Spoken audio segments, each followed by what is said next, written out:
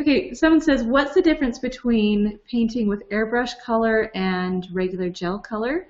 I've painted with regular gel coloring, and it seems like it never really dried. When eating the fondant decoration, the color started stained hands and lips. How can I avoid this, please? Thin it down with a little bit of vodka, or an alcohol. I use vodka. Some people use lemon extract. Like I said, I feel like that dries a little too fast almost for what you're doing if you're doing this technique. But yeah, I know there's some other things people use. But vodka also evaporates quickly, and that's why you use that over water, because water will actually start to eat away the fondant. But yeah, so if you actually dilute your water or your gel colors with vodka, you can do the same thing you would do with airbrush colors. So it doesn't have to be airbrush colors for this. You can use gel colors. Just make sure you mix it really well with a thinner, like vodka. Okay, perfect. Yeah, I always stick with the airbrush colors just because they're already the consistency that I want it to be. And so Yeah. that's what I use.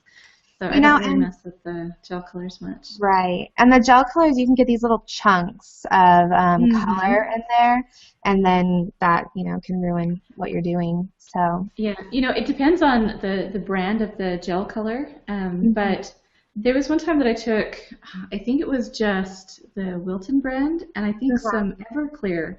And when I mixed it together, it just completely gummed up and clumped up. So it's a combination of the things that you're mixing together. Yeah. That sometimes it makes it, lumpy and clumpy, and it's hard to deal with that way. So again, that's why I use airbrush colors. If you want to stick with your gel colors, great. If you have a system that works for you, great. But right. It totally works. It's just, I agree with you. I prefer just being able to squeeze it right out of the bottle and be good to go. So I'm trying this on some icing sheets now, just so you guys can see. The reason why I really like the icing sheets too is because it has an absorbency similar to what you would see with paper. So you're getting that really true feel of the watercolor paper, and you can add a little bit more, and it'll look matte instead of shiny at the end, like a fondant can do, because the sugars are dissolving. So that's really nice. I'm gonna throw this in the fridge for just one moment. I'll be right back. Okay. Right, we have lots of questions, so we keep them coming.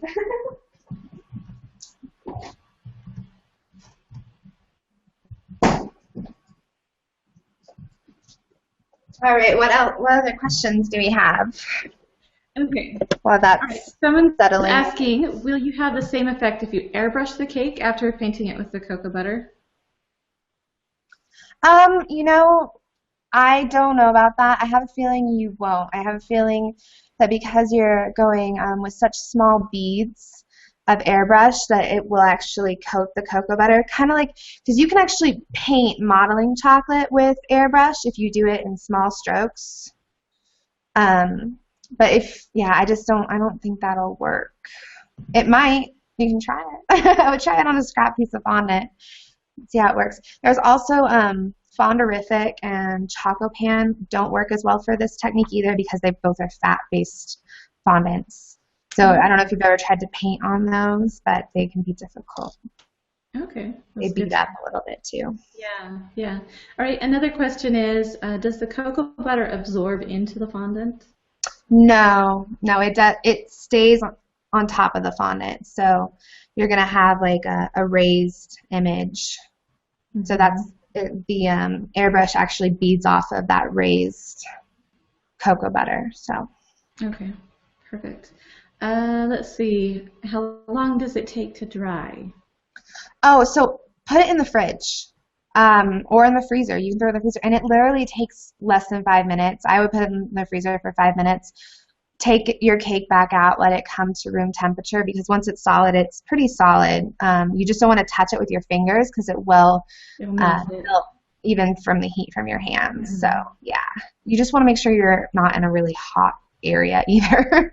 An air-conditioned space would be best, but we know that's not always doable for all of us. Yep. It's Yep. hot right now. Oh, you know what? I found this really cool thing on YouTube on how to make an actual air conditioning unit out of a bucket. And Oh. I will have to find that link and share it with you guys because it's really cool. I think every cake decorator in the world that lives in a warm climate needs to know about this because on YouTube, I haven't tried it yet, so don't take my word for it. But they're saying that it go from, it can change your temperature like 20 degrees Oh my God. in just like 45 minutes or something like that. Without having And to buy. like crazy, crazy. So and it's minimal products. It's a little fan that you point down into a hole that you cut into a big, the big 10-gallon, 20-gallon buckets, whatever they are, those big giant buckets. And then you just put a gallon of frozen water in there.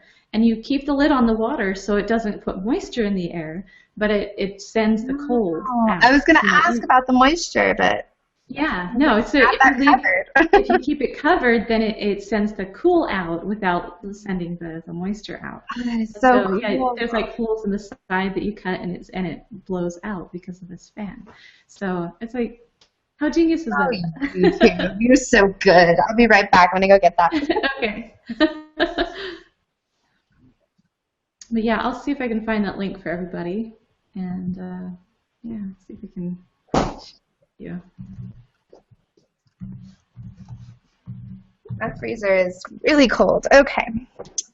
So this is the icing image, or the icing images paper. We'll do muddying up my colors. It's nice to have a few paintbrushes because you'll start mixing colors and then they'll get muddy, and so I like to keep a few by me at all times.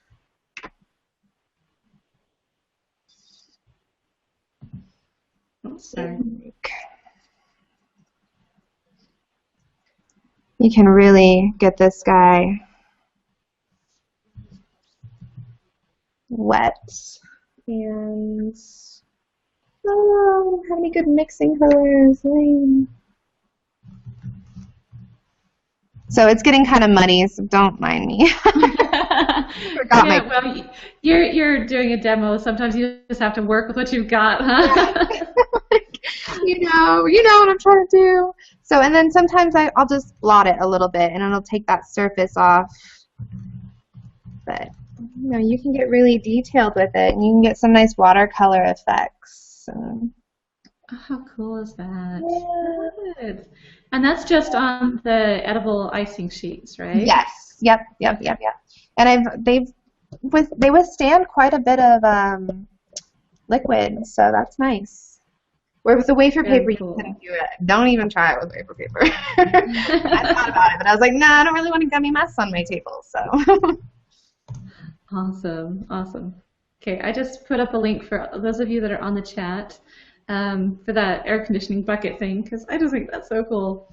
And it would be very, very good to have for something like this. Anytime you're working with anything chocolate based, you're going to have, or cocoa based, the butter based. It's gonna melt on you if you're not in a good Oh yeah. temperature. So So, yeah.